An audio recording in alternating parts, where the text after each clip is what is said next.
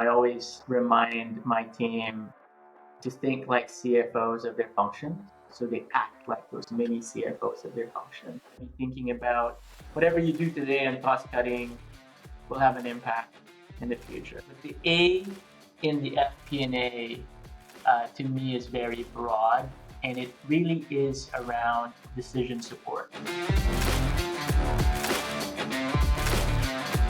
Brilliant. Well, welcome, Dan. Super great to have you here on Money at Work. Dan Dizon is the VP of FP&A at Pipedrive.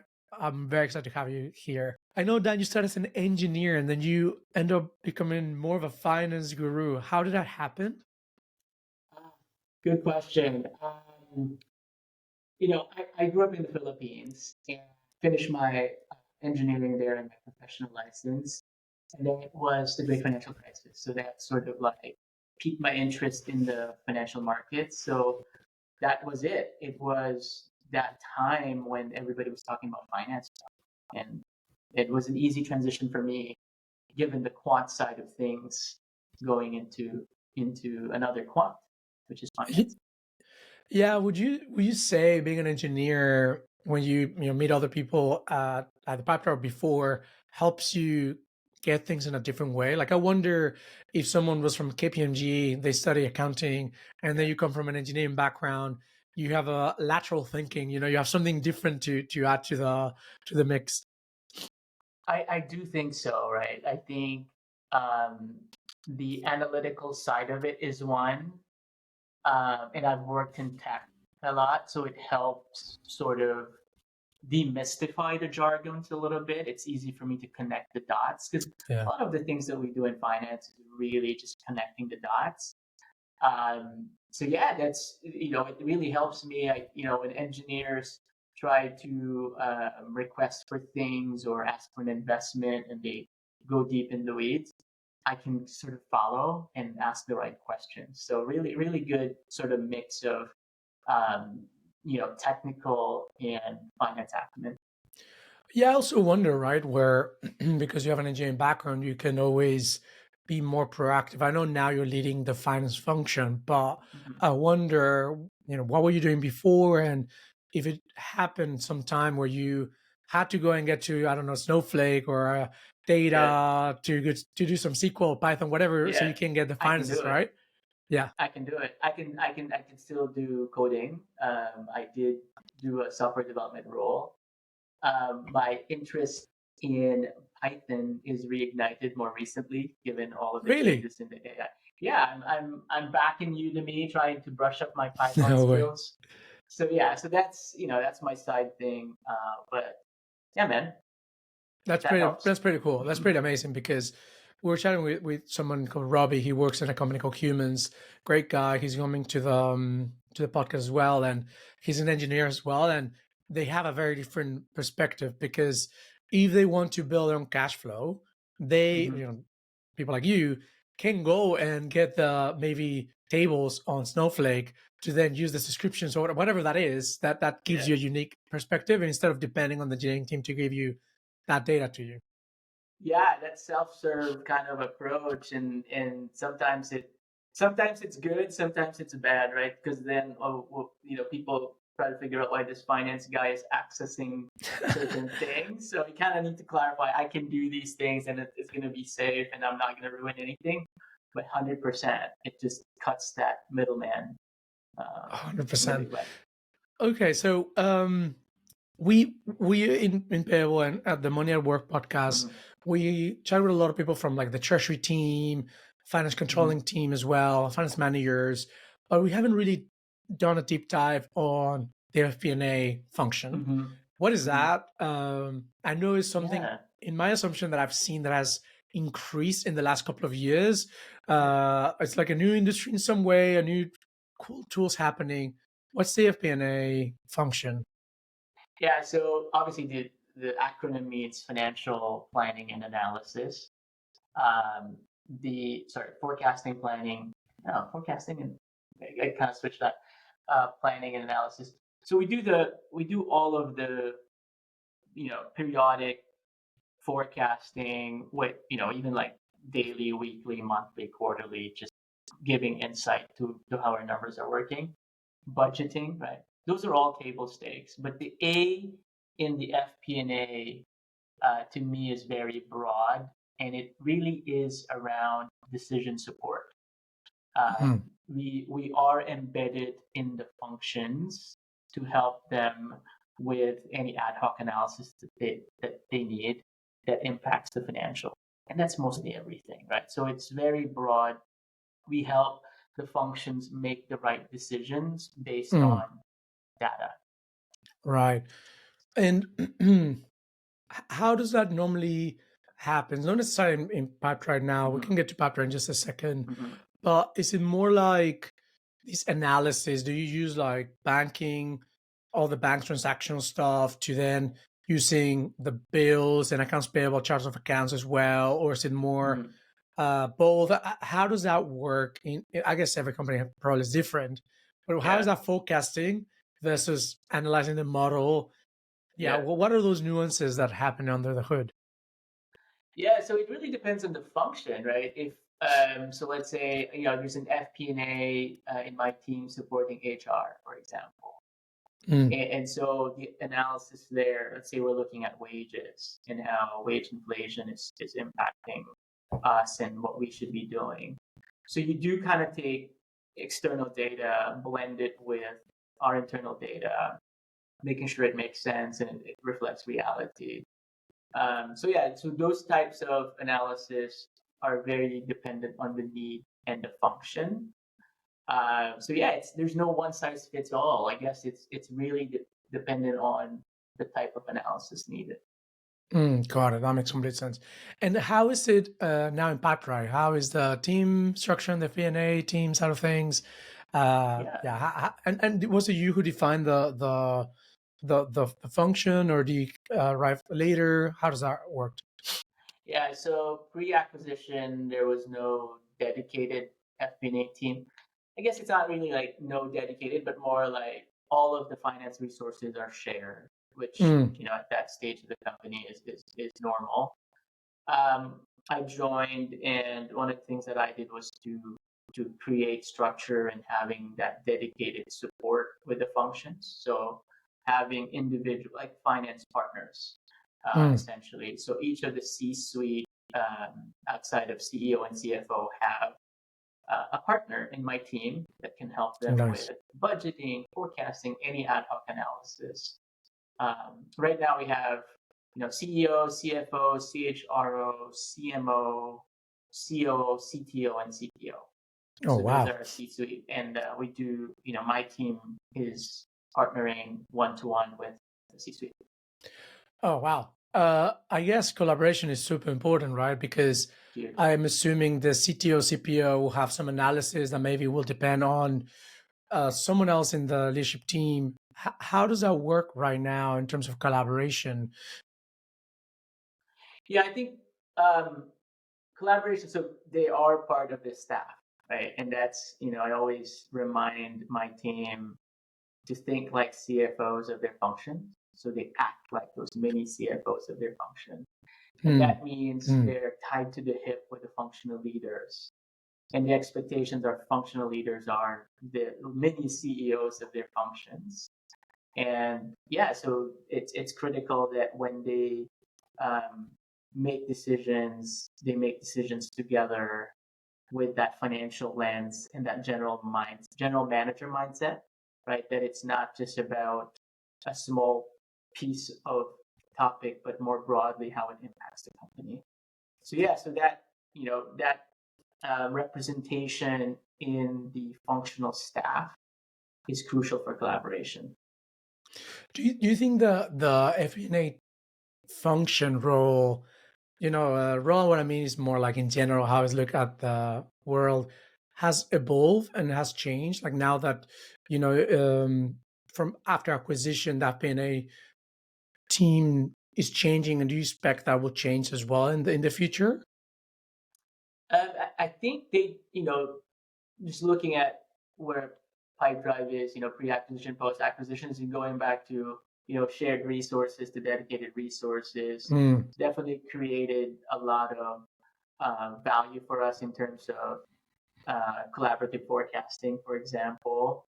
So we've evolved from it, it feels like it's a finance type of forecast and a target rather than there's joint accountability and we built this together. So that Mm. transition from that piece to because now we have more resources and bandwidth looking at these things and we can all agree and collaborate.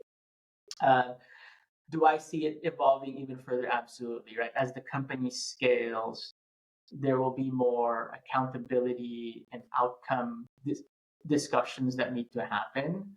And I think it would push there on the collaboration side. And even more so on the technology side, right? I think there will be changes in technology that would change the requirements and require upskilling of my team as we scale and use these types of technology. Like, yeah. Yeah, that's very fascinating. Which I would love to do a bit of a rabbit hole into the sake about AI and Awesome. see how. Yeah, I would love that. Before that, okay, so you have a team that is collaborating, and I love Mm-hmm. this what you said. It's like a mini CFO for Yep. different functions of the company, and I really like that. Uh, so let's say you have a team that, or your team is thinking to work with a leadership team. You're forecasting, and one of the things that we learned from having the podcast was that someone said yesterday, when you forecast revenue, everything can be pretty, but something you cannot control because you never know where the world will go. What you can control is your costs, right? You can always Mm-hmm. change that. How would Mm-hmm. you, what is your advice, or how would you recommend when the FP&A team is thinking to forecast different analysis in this case, but they need to Mm-hmm. go and work with maybe finance controlling team or the finance team to make decisions that maybe potentially have to cut costs? Any advice there for the people out there looking at are listening to us? Definitely. So yes, there are things that we cannot control, right? To your point on top line, but we do know certain things, especially in the SaaS space, that certain things have a little bit of certainty, right? And we can sort of isolate the variability of the top line. So Mm, we do that before we even go to the cost, right? Making sure that we have those scenarios laid out, that variability of error that could happen. Of course, there will be black swan events that we also need to figure out. But at least for us, top line, do all the scenarios possible, and what are the things that we can have some assumptions. On your point on costs, the world is shifting, right? The world is yeah. shifting significantly towards profitability and the push for companies to not just show growth top line, but also do cost cutting. I do think good companies can make those decisions fairly quickly and do the right thing for the organization and for the people. There's no one size fits all to do cost cutting. I do think there should be a strategic conversation around short term, long term investment now versus investment in the future, sort of not being myopic of 1 year. Yeah. Uh, I think that's probably my if you ask me what that one advice is like can't just be looking at AOP or an annual operating plan independent of a long range plan. Right? You got to be thinking about whatever you do today on cost cutting will have an impact in the future. Yeah, it's try to just be short sighted, try to go up above and beyond where you Yeah. can, and then try to okay, and then set up a plan. Um, when and not necessarily for from a pipe tribe perspective, but there's a lot of experience you have where there's an acquisition, and then there are KPIs and processes that are implemented after acquisition. And Mm-hmm. as you know now, merger and acquisition is still happening in the world. So let's say there's out there someone listening to us, and this is a finance manager or CFO or someone in the Mm-hmm. finance team saying, "Okay, we're getting acquired. Mm-hmm. What's the plan? What's the advice? What can they think about so they can collaborate in the new company they're joining? Anything Mm-hmm. that you can share in your experience as well, that would be super helpful." Yeah. So if you're a company getting ready to be acquired and making sure that your KPIs are in line, I do recommend ensuring integrity of the data, very critical, right? Documentation of methodology. I come from an FP&A background here, because as you know, a lot of the SaaS metrics could have some subjectivity in it. There's no, GAAP or IFRS that sort of is the standard for retention or for certain things around SaaS metrics. It is critical that those assumptions on how the ARR and the churn and the net retention are all clear and how those are calculated and consistent over time. So yeah, I think that's one thing that I think on the due diligence process would really help is having those methodologies up front. And then of course, in terms of they should be good, right? I mean, let's all work. The value creation has to be there. Making sure that they do show the trajectory that the market wants. Yeah, no, for sure. Yeah, no, it's been interesting year for the world, I would say, in terms of on our side, right, venture funding, where last year was, so we raised just before the world went to a little bit of a stop. Then this year has been picking up, but some of my founder friends are telling me, yeah, probably going to get acquired soon, just because it's going to be hard to raise in the next couple of semesters or quarters. So it's always important to share. Okay, if you're going to get acquired, what what they need to do, and in this case, is have your metrics right, your KPIs right, your assumptions and modeling, or however you're thinking about that, is actually correct. Yes, you exactly right. I would have said the same thing. It's always about the integrity of that and the assumptions put in place. If you have projections, the assumptions need to be clear on how you get there. They're not just paper exercises or formulas, right? They need to be based on clear assumptions that are doable. And when you were in Cisco and then you moved to Pipedrive to lead FP&A, was there something that changed in your mindset from moving from like director of finance to being an FP&A leader? Yeah, so I spent a decade at Cisco supporting multiple functions and being in different roles, which includes a lot of FP&A. Yeah. So that sort of translated from big companies to small companies. That was easy.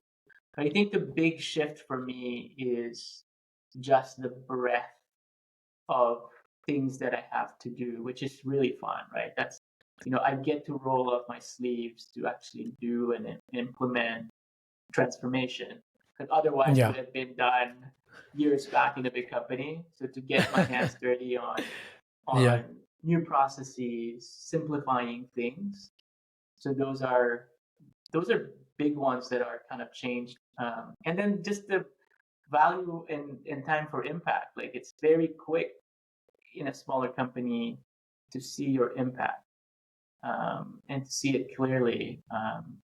So yeah, those are two things that pop in my head that have changed. Yeah, no, I imagine, right? I guess even though you were doing some of the FP&A back then to now Pipedrive, I would say probably in the next 5 to 10 years, the whole function will change, right? Like, yeah, how do you see the future of FP&A happening in the world? I know you're mentioning AI a couple of minutes ago.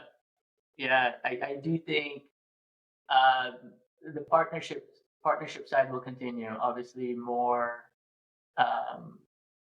deeper partnerships in the function and having that sort of mini CFO type of role.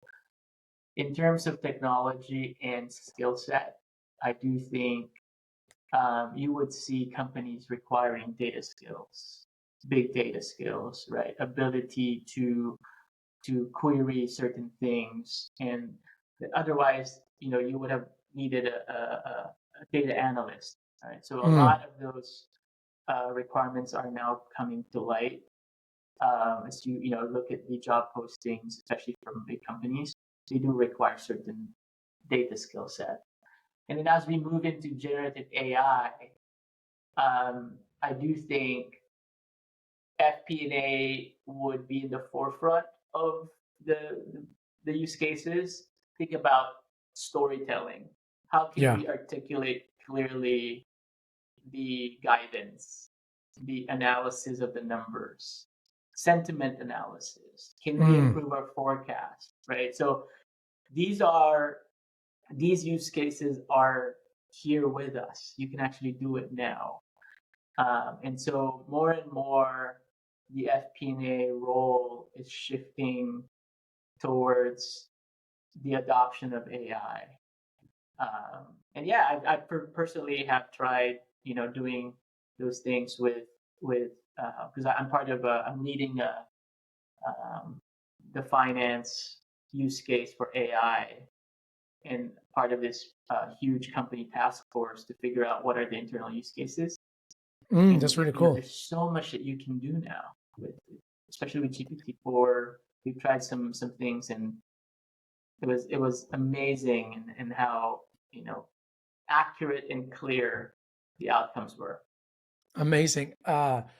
Maybe you can, but if you can you share any of those learnings, things that you see that is going to change in the world on finance and AI? I think that will find it super fascinating.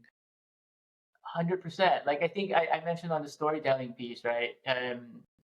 With even with consumer commercially available chatbots, right? You Hmm. can do a lot of these summarization.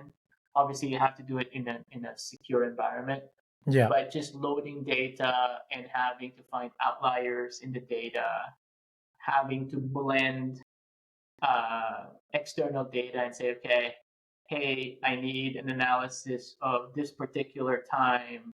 Can you Hmm. find another time in the past that is similar? What was Interesting. the outcome? So those kind of things, um, changing the tone and being more clear on summaries of Hmm. commentaries around financials. Um, yeah, man, there's so much there, and I do think personally, I think this is a big disruption in our world, in the Space. FP&A world, and then we're so excited about it. Oh wow. Yeah, it's just find it fascinating. I think most of my time is spent on the generative AI will be more when I try to do my job as a founder, just try to do tasks, and I haven't really spent Mm, time doing like a rabbit hole on how can we use this for making sure we can improve a lot of the side of things of the product. And I've always thought about at least ChatGPT or any of the products out there as an intern. So if you were an engineer and you hire an intern, you have to do two things. One is direction and supervision. So you will say, "Hey, mm, I need this thing in this contained mm, world or direction. Go on," mm. and then they'll come back, and then you Yeah. supervise. So, and then that's the way I think about it right now in terms of AI. And then maybe eventually we'll have a way for you to not give any direction, no context, and say, "I have this problem. Just go on," and then see how they come back into solving you that problem. That's the way I look at it. What are your thoughts on this? Like, do you think we're there in terms of yeah, I would love to get your thoughts on this analogy. I I like that analogy, like because in Pipedrive we're also thinking about this in a deeper way with how our tool and our sales assistant is going to be really powerful for our customers. I agree with both, right? I think you can do both. You can have a setup where it is an extension of your team, an assistant, or what you said, an intern, and you can set it up to say, hey, sort of predict my behavior and Mm, anticipate what am I going to do and give me some type of suggestions of what my next best action be. Right. mm, So I think it could be in both, where you direct it, uh, and you can have it suggest what your next best action is, which I think interesting. is great. Yeah, that's amazing because that's a very different thing about looking looking at the past, but then from the past or from the actions that I've done, what do you recommend we should do next? And for FP&A, that's the balance of it, right? You're saying, hey, how do you forecast or analyze what should we doing next. In some way, that's what you're doing. You're trying to make sure you make a bet or you invest in this other area. So it's going to be very fascinating in the next couple of years with AI and FP&A. 100%, man. I'm super excited. And every day I feel like I am behind, and that's good. It's super fast. It's evolving really quickly, and every time I read something about new stuff, I get super excited. Oh, that's so cool. Yeah. I'm going to definitely want to spend some time on this over the weekend. And so we are in 2023. Things are, the years kind of ending, New Year's coming. Besides AI, or maybe it is AI, but what are your biggest learnings so far for this year? Looking back, beginning of 2023, obviously in an FP&A capacity, we were looking at the macro and we're looking at, what are the predictions, right? There were so many sort of like doomsday scenarios. Yeah, it was a What crazy am I year. learning, right, at the beginning of the year? And those did not pan out, right? I do Yeah. think one of the big learnings for me is like the world always figures it out. I 100%. think those black swan events rarely happen, and yeah, I think we're still resilient as an economy. So yeah, I mean that's my biggest sort of, if I look back, 2023. Yeah, I remember when I was so I'm from Cancun, by the way. That's where the accent is Yeah. coming from. So I'm from Mexico. And I moved to London in 2019, July 2019. That's when I moved with the visa and everything ready to start working here as a product manager at the time. And it's funny because a couple of months later, COVID happened. And I remember Italy was just happening. And then we were starting getting fear. And I was telling this to my mom and my dad in Mexico, telling them, hey, be careful. It's going to be crazy. They're like, it's going to be fine. And I remember in that time, 2020, I was just thinking the world's ending. Like, I remember a feeling of like the world was ending. And then look, it was fine. It was okay. We survived. And then last year, it was the economy's ending for me, at least, right? It's like, wow, Yeah. being as a founder, what are we doing? What is happening? Sales as a whole is stopping or slowing down. But then you realize it's going to be okay. We are very robust, anti-fragile, continuing on this in example, black swans. We're going to be good. It's going to be okay. So we need to always try to get out and look about, is going to be fine. I agree 100%. Yeah, it's just crazy year last year and this year. And so what are you excited about 2024 then? So, the economy is going to be okay. What is getting you excited for the next year? I think I mentioned it, right? And you're probably like, I'm gonna repeat myself on the AI stuff. I think it's moving really fast and furious, and the challenge for us is how do we capture that value for us and productivity for my team, and how can we be ahead of it and really really think about the use cases. Yeah, I think on the FP&A, on the macro perspective, we remain optimistic. That's the best that we can do. We focus on what we can control. Yeah. Yeah, I think that's what 24 is for me. Amazing. And what's your best advice you received in your career? In my career, I remember maybe my second manager way back saying, you have to focus on the journey. As a young person, very ambitious, you're trying to be like, I want to get that next level, I want to get that promotion. I remember clearly my manager telling me, well, if you're doing that, you're always going to be, if you don't get it, you get frustrated, right? So you got to focus on the journey.